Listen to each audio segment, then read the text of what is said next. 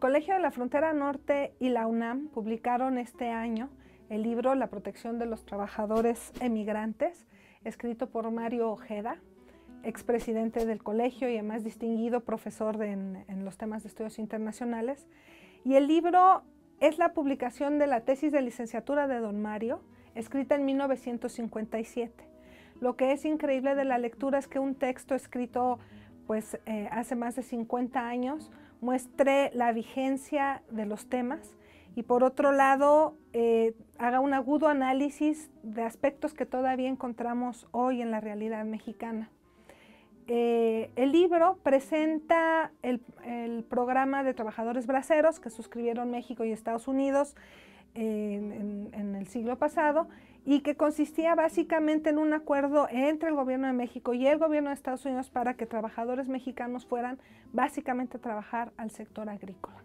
y que era un programa novedoso en ese momento porque era un acuerdo entre dos países en donde se controlaban desde la contratación en el país de origen, las condiciones del cruce, las condiciones laborales y que más daban o implicaban un trato preferencial hacia México en el tema migratorio por parte del gobierno estadounidense. El libro presenta por un lado la estructura jurídica y normativa del programa de trabajadores braceros, las condiciones de los contratos de trabajo y hace un análisis de la relación México-Estados Unidos en ese momento a través del tema migratorio, pero no se reduce nada más al análisis que se refiere a este aspecto tan importante en la política exterior mexicana, sino que además parte de un análisis,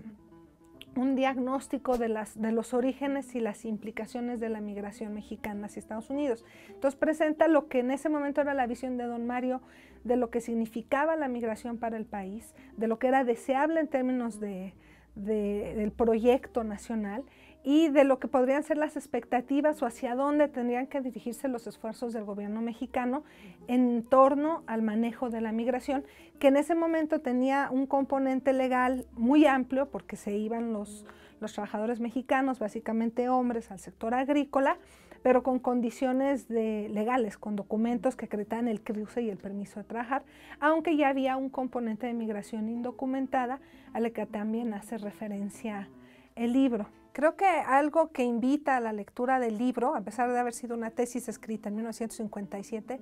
es, como comentaba, la vigencia que tiene el análisis de muchos de los temas que se presentan. Y voy a dar 3 ejemplos. El primero es que, como mencionaba, se concentra en el programa de trabajadores braceros, el programa de trabajadores temporales, el programa de braceros, que sigue siendo a la fecha tomado a veces como ejemplo de un programa bilateral de gestión de la migración.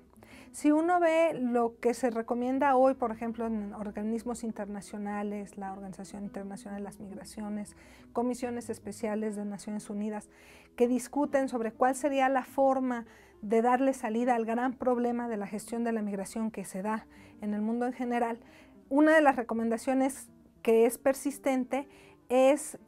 por ejemplo, que se suscriban y se realicen programas temporales, la idoneidad de recuperar la migración circular y temporal, que era el espíritu del programa de trabajadores braceros. Entonces, Entonces, en ese sentido, el libro tiene, al describir el programa, tiene lecciones de las cuales podemos aprender al día de hoy. Y creo que además tiene elementos muy interesantes que no necesariamente ve uno en la discusión de hoy. Por un lado, por ejemplo, presenta un énfasis en las condiciones de vida y en las condiciones de trabajo de los migrantes. Entonces, tiene un énfasis en la protección de los derechos laborales y en la protección de las condiciones en las que se da el trabajo, ¿no? Se habla mucho de las condiciones de alojamiento, de alimentación,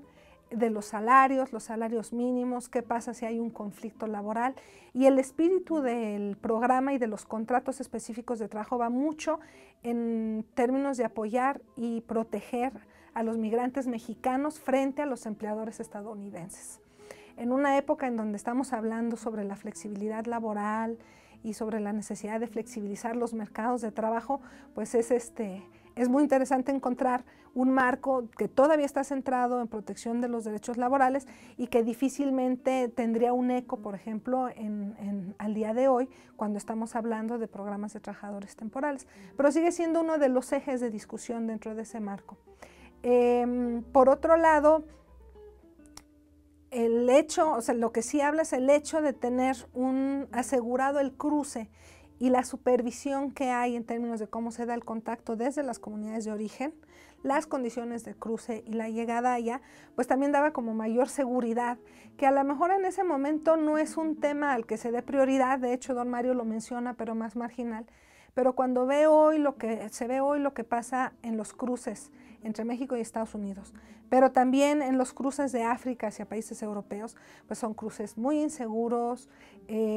Hablamos continuamente de muertes al cruce, en el caso de México, muertes en la frontera, que se combinan además con otras situaciones de inseguridad, como lo que sucede en el caso de México por el traslape entre las rutas de los migrantes mexicanos y centroamericanos y las rutas del narcotráfico, que generan problemas de inseguridad que en esa época pues todavía no estaban presentes. También es cierto que, como dice el profesor Jorge Bustamantes en la introducción, tendría uno que hacer una desmitificación del programa de trabajadores braceros y verlo a distancia, y es parte de lo que hace el libro, es decir, bueno, tiene todo este marco normativo que idealmente pues suena muy atractivo, pero al mismo tiempo lo que hace en su trabajo don Mario es revisar en dónde están las fallas y por qué no está funcionando. Y encuentra dos aspectos, encuentra debilidades administrativas, que en el caso de México, bueno, desde finales de los 50 hasta ahora las oficinas consulares han crecido enormemente y se han profesionalizado en la parte de atención a los migrantes. Claro, sobre todo en términos de derechos humanos y protección y gestión del cruce, que es donde está parte de la problemática hoy. Pero sí vale la pena resaltar lo que señala don Mario como esta diferencia entre lo que es el marco normativo ideal y lo que acaba sucediendo,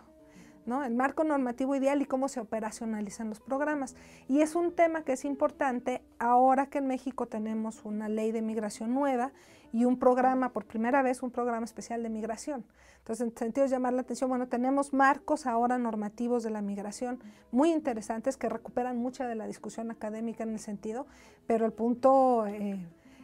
crucial sigue siendo cómo se van a implementar. Y el segundo aspecto del que habla don Mario es pues, el propio perfil de los migrantes. O sea, en los 50 estábamos hablando de migrantes de muy baja escolaridad, un componente de migrantes analfabetas, venían básicamente de zonas rurales, y él habla que ese también es un componente que hace que los mexicanos no ejercieran, por ejemplo, lo que les correspondía en términos de sus derechos laborales, por ejemplo, apelar, etcétera.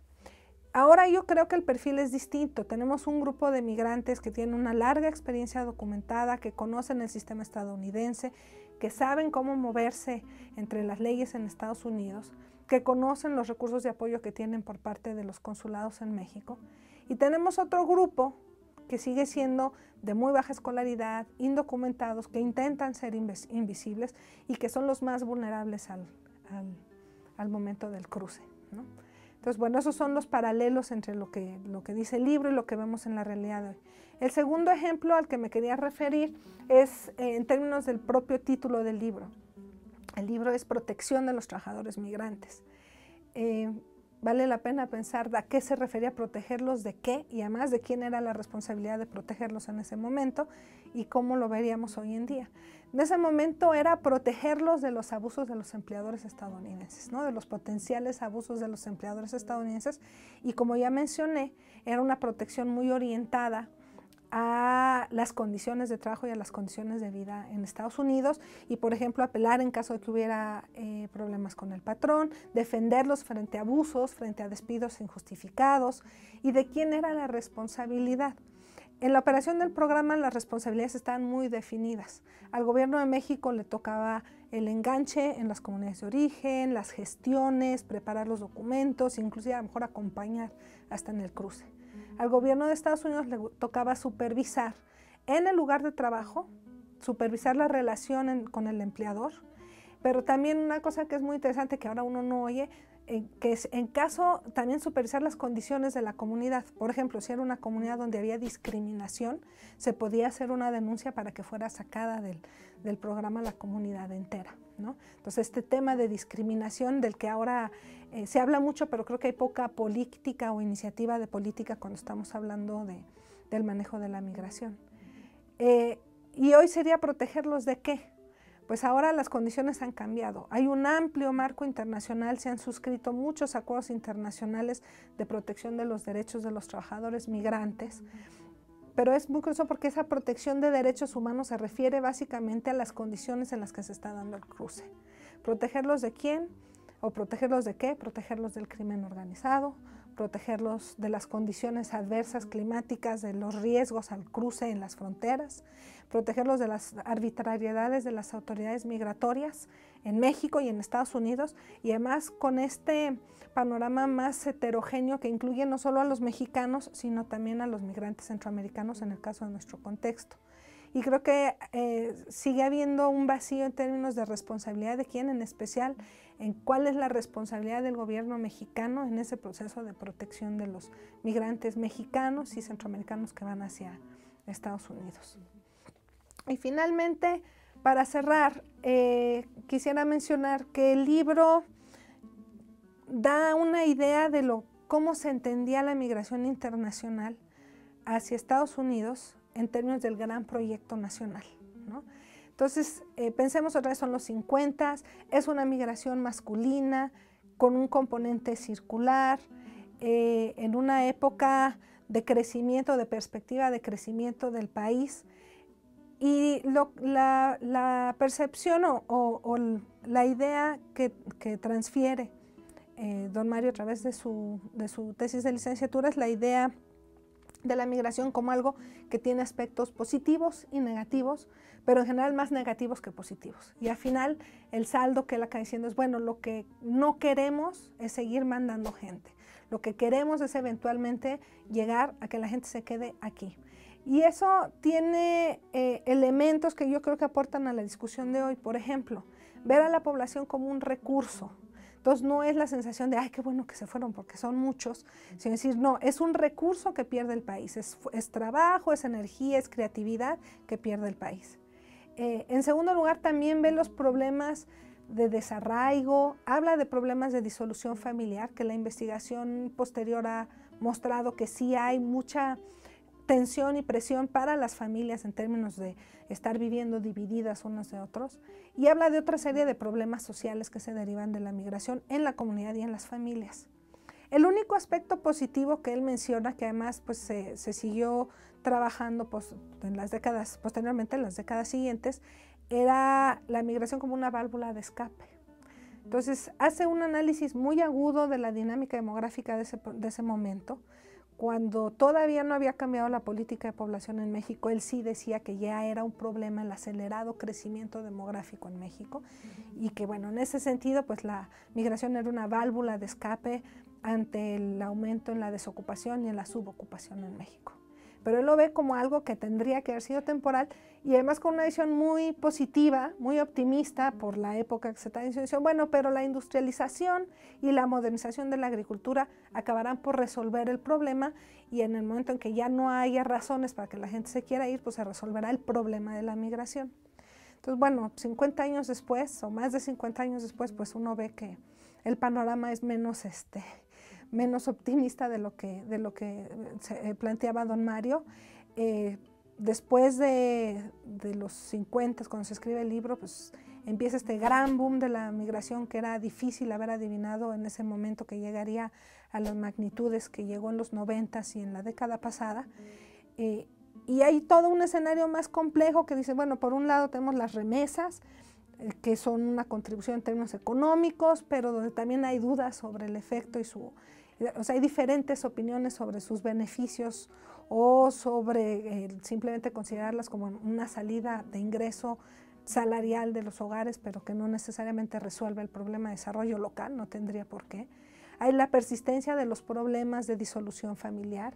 Y creo que además hay condiciones mucho más adversas para hacer una negociación bilateral del problema migratorio, como sí había cuando se escribió el libro, ¿no? Ahora México ya no tiene un trato preferencial en el tema migratorio, lo perdió hace más de 10 años después de los hechos de septiembre de 2001. Entonces hay condiciones mucho más adversas para una negociación bilateral y siguen y se mantienen problemas que tienen que ver con la gestión del cruce, con el problema de la migración indocumentada, con pocas perspectivas de tener una solución clara a largo plazo, ¿no? Entonces, vale la pena hacerse esa pregunta que don Mario se preguntaba en ese momento de qué implicaba la migración para el gran proyecto nacional, y decir, bueno, ¿qué quiere México con su migración hacia Estados Unidos, ¿no? Reconocemos ahora que la gente es mucho más móvil y pues yo creo que un eje fundamental es asegurar justamente que la gente que se vaya en las mejores condiciones posibles y siempre con la opción de regreso para capitalizar o para empezar otra vez aquí o continuar con sus proyectos de vida. Y bueno, creo que eso muestra la vigencia de un tema que se escribió hace más de 50 años y bueno, que está en la discusión sobre el complejo tema de la migración internacional.